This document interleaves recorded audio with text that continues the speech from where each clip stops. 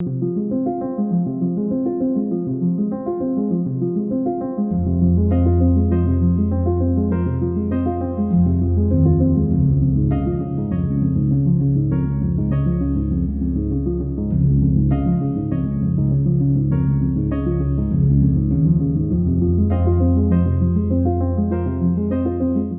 I'm Naomi Lisner, and I'm an actor, writer, I guess director, but my trainer is reels all on with that, and producer.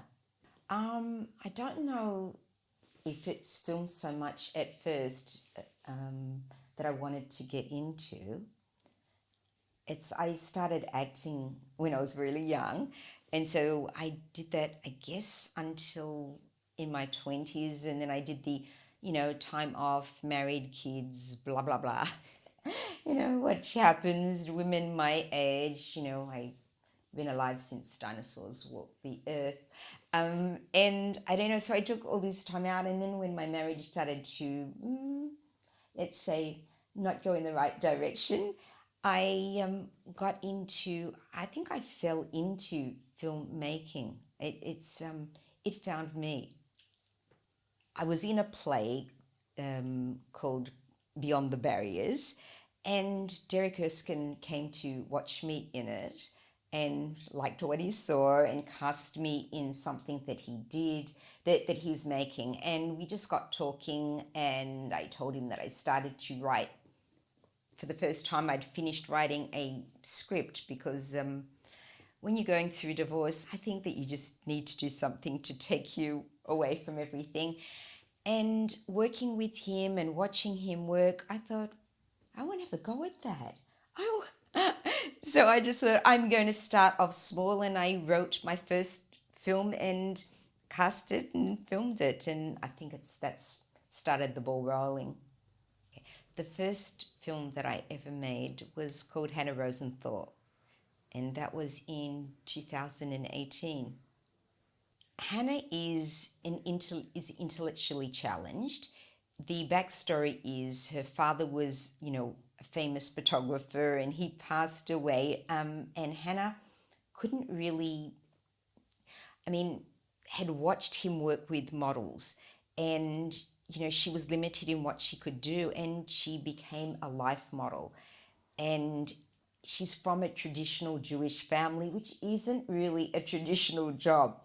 And the mother was conflicted, but knew that Hannah wanted to be independent. And so anyway, one day when Hannah's out life modeling, she meets Patrick and falls in love. And he's also intellectually challenged, but even a bit more than her, even though he's a talented artist. And so it was this unusual love story. And I think that I wanted to write it because I guess I don't know why it came to me, but I think maybe because I'm Jewish myself, and we're always cast as either neurotic, like a Woody Allen character, or these or Seinfeld, or these brilliant people like Barbara Streisand, and these really incredible intellectual. But I just wanted to show, I guess, love, faith, conflict, and so I don't know what went through my head, but yes, that's how I ended up writing Hannah.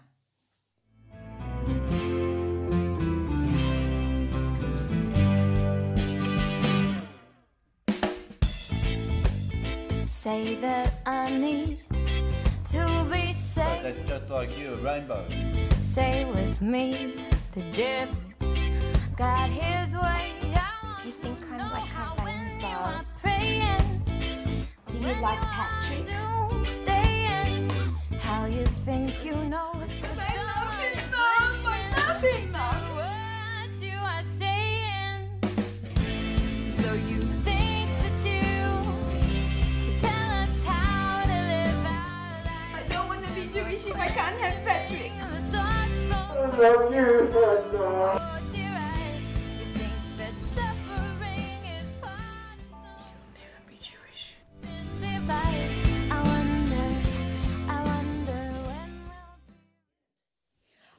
I didn't study film or filmmaking. I first appeared I guess, as an actor on stage when I was about 8 in Peter Pan.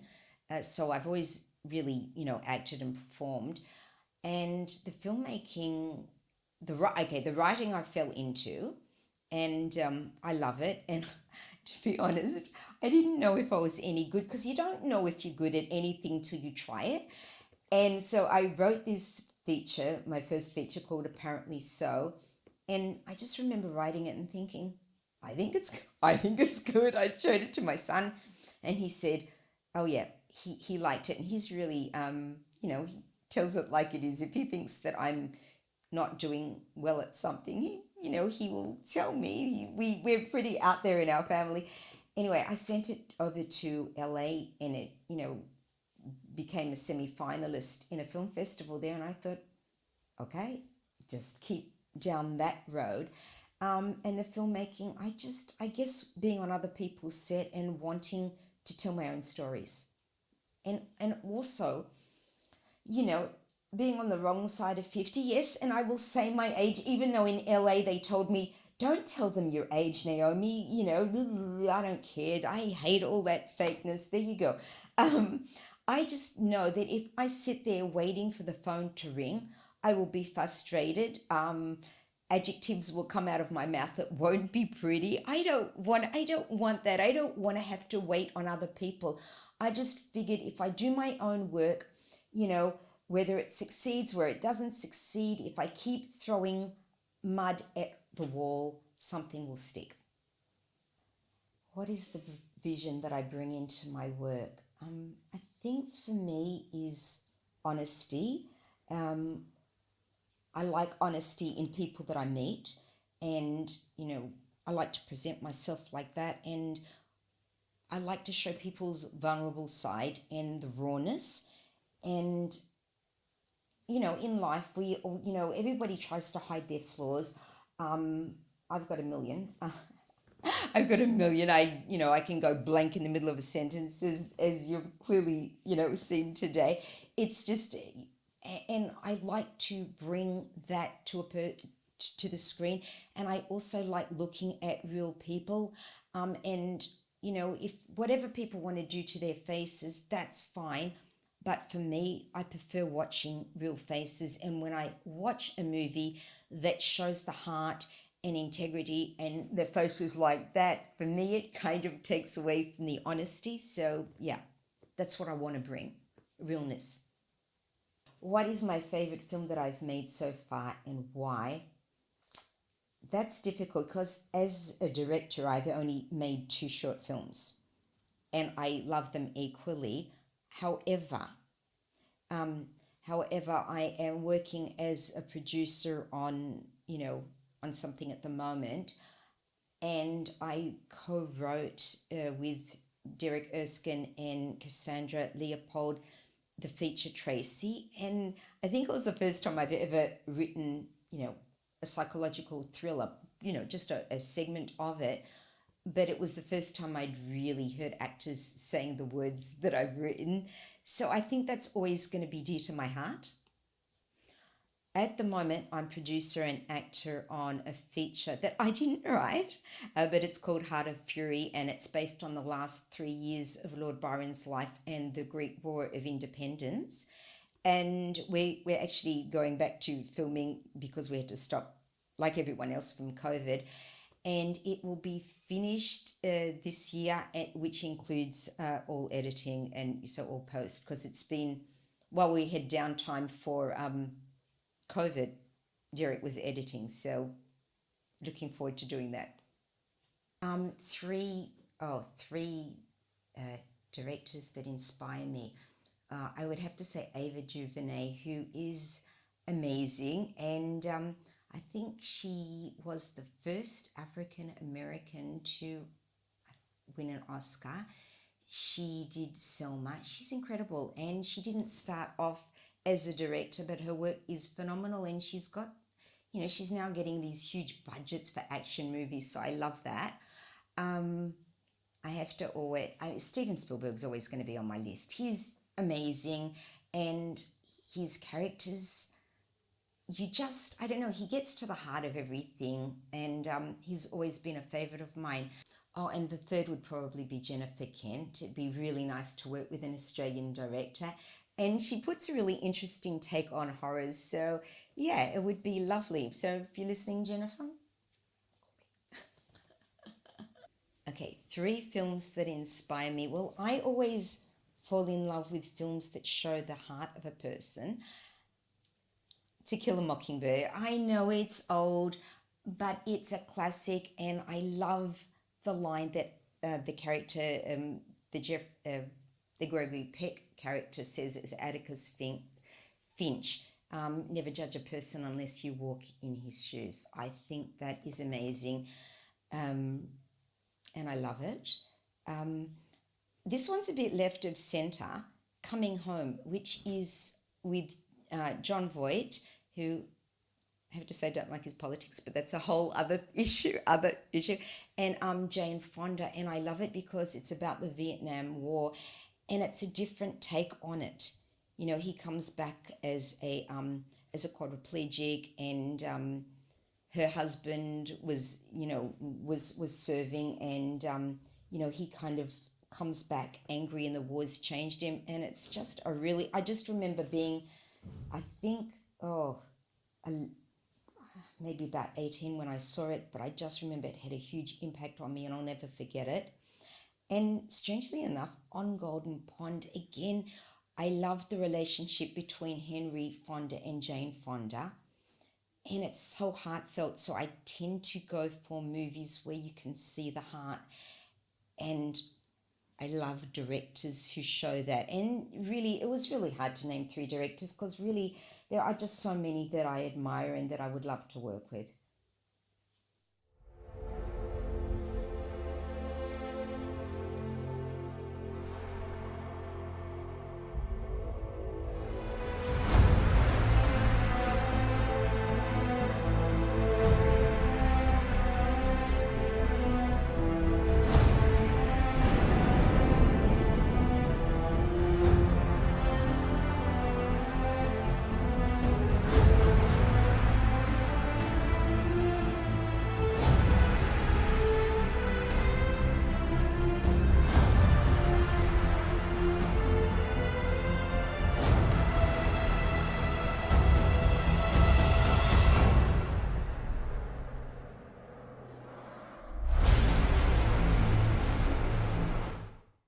What are my future projects? Oh, that's a good question.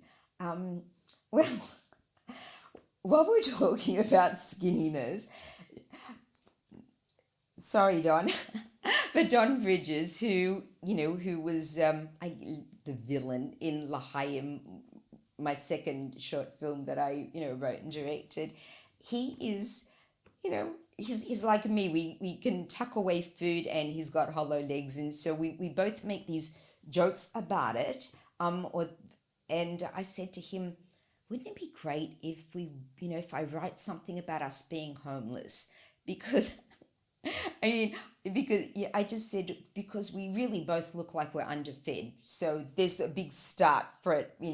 So I think that's probably going to be that. And at the moment, I've been writing a romantic comedy called 20 Last Summers, which is a feature, and I know once that finishes, I've already got my head into a courtroom drama that I'm going to write after.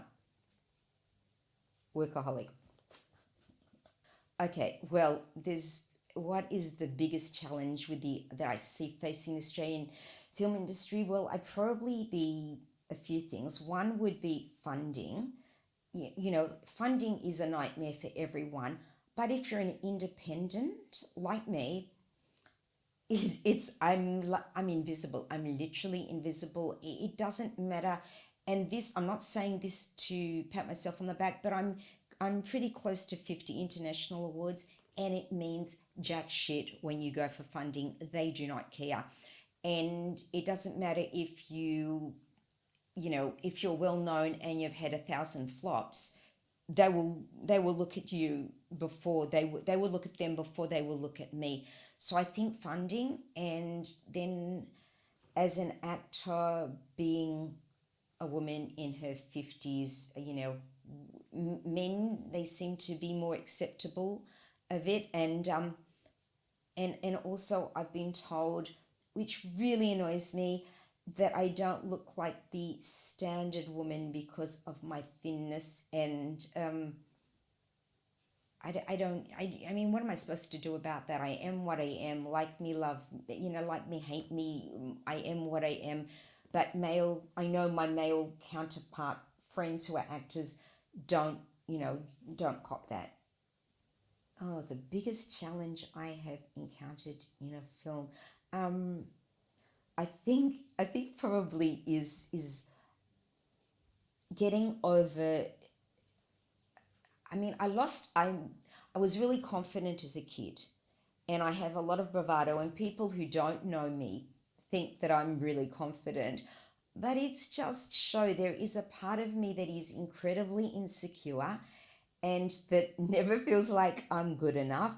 And, and so coming to the set and saying to myself, you're as good as the rest of them. So I think that's been a challenge, and I think it'll always be a challenge. I think we're always hardest on ourselves, but I know other people who just don't have that headset, and yeah, I do. Choosing actors, it's not just their talent. When I choose an actor for a set, yes, you want them to be talented, but I've got this pet peeve about anyone who's disrespectful to the extras on set. A film isn't a film without everyone. So it's how they speak to everyone, their attitude. I can't handle divas. So I like really down to earth people. I like people who look like people. And yeah, but obviously clearly talented and can handle the role. But I also really, really love seeing new faces. And when I go to see a film, for me to see a film and not know any of the actors in it, I love that. That's a great surprise for me.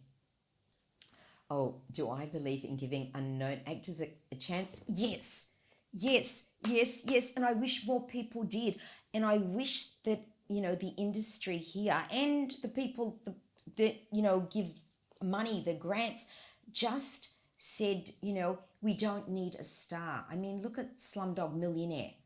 I mean, and there's a gazillion films that you can name that we don't know who and I recently saw Nomadland, and yes, we all know Frances McDormand, and she's wonderful. But the rest of the cast, except for one person, were just people on the street, and I love that. And I love seeing and giving people a chance, because if we don't give them a chance, we are going to see, which we often do see, the same actors recycled over and over and over again. And I know for me, as an actor, it's really frustrating. But I also have jumped into a cab before, and the cab driver, in conversations asks me, how come it's always the same people? Is the industry small? Are there not very many actors? And I said, about 5%, maybe less, get hired. And the rest of us, you know, that's one reason why I write my own films, and that I, with Derek, we cast together, and may doors open, and may we keep seeing new faces, you know. Okay, if there was one dream person that I could work with, it would be Viola Davis. I think she is incredible, and yeah, I think that I would learn a lot from her. So I always want to work with somebody that I would learn from, but I also would love to work with people that I've never, that I don't know, that don't know me, and I don't know them. And I was at the Palm Springs Film Festival just prior to COVID, and I met all these casts and crews from all over the world, and there's all these actors that I didn't know, and we all didn't know each other, but it was this this camaraderie.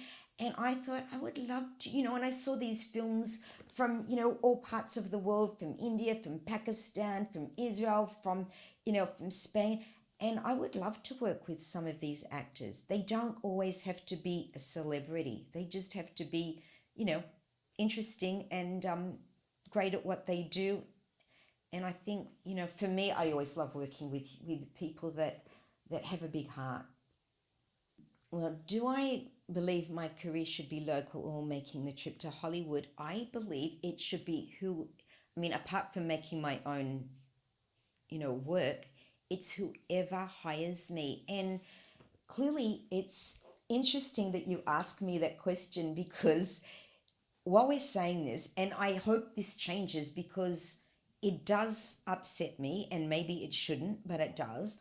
I've had, my short films, my screenplays go everywhere, literally everywhere. And it's winning so many awards in so many different countries, but never my own. And all I've ever got so far is rejection letters from Australia. I hope that changes. I tried to give it another punch, and I've submitted my screenplay to 2 festivals this year. And I really hope that one of them says yes, because I don't want to ignore entering stuff in Australia, but I don't know why I'm invisible. I don't know, sometimes I go, if I pissed someone off. But I don't know what it is about me, but I don't think it's me personally. I think it's just we, you know, there's a small, pool of people that they look to, and up till now, I haven't been one of them. And if you're watching, please change, prove me wrong, give me a chance. I don't know what else I can do. I can tap dance, I can put my leg almost behind my head. Give me a chance. What advice do I give aspiring filmmakers? Well, for me, I don't know if it's stubborn or tenacity, or probably a bit of both. But I think that, as a filmmaker or an actor, or anything that you go down, you're going to get a lot of doors slammed in your face the moment it happens. Don't take it personally.